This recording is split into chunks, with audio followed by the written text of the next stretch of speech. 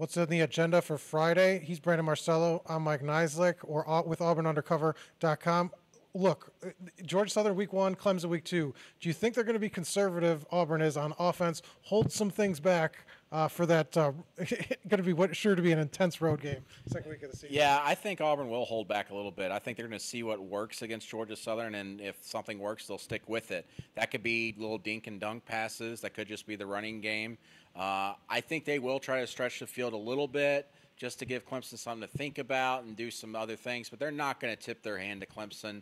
They're surely been working on a lot of things through even the spring and the summer to kind of catch Clemson by surprise a little bit, because they have a different quarterback in Jarrett Stidham. They can do some different things on offense than they have the last 2 years, and especially last season when Auburn played 5 different players at quarterback against Clemson the season opener. Yeah, I think you could see a period where they just, a period of time where they run the ball 10 straight times or do some things like that where they've done in the past. But I think you'll see them throw the ball a little bit more downfield on first down. I think you'll see them take a couple of shots just to put that in the back of the mind of Clemson. Because remember, Clemson saw the last time they saw this offense, it was a disastrous performance, to say the least. I think they want to kind of show them some new pages from that new playbook that Chip Lindsey's breaking out, because this will be a big game. I mean, Auburn needs to kind of get right quick, and this is a quarterback that hasn't played in a long time. They got young receivers. There's a lot of reasons why they need to kind of work on some things in the first week, I think.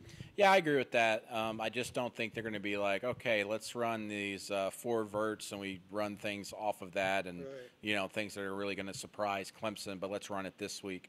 I think that they will get theirs. They're going to have their big plays. The thing is, you might only see them in the first 2 quarters, and then after halftime, it'll be very, very conservative. Well, and Gus is a guy who doesn't like to run up the score once they're up big and they go to those backups. They're not going to do anything crazy to kind of insult a team. He hasn't showed that, especially they've had some big wins here recently. All right, bonus question. Price is Right rules. Without going over, what's the longest play from scrimmage on Saturday? I'm going to say 70 yards for 70 Auburn. yards. I don't think it'll be anything longer than that. I'm going to go with a 70-yard play from scrimmage, and it'll be a pass. I'm going to go with a similar speed sweep that Eli Stove ran last year again. 70 yard. I'm going to go 83 this time, and I think it's going to be a huge, huge play. Get all the fans that bought those $15 tickets on their feet. What do you think about that? That's interesting and very, I don't know.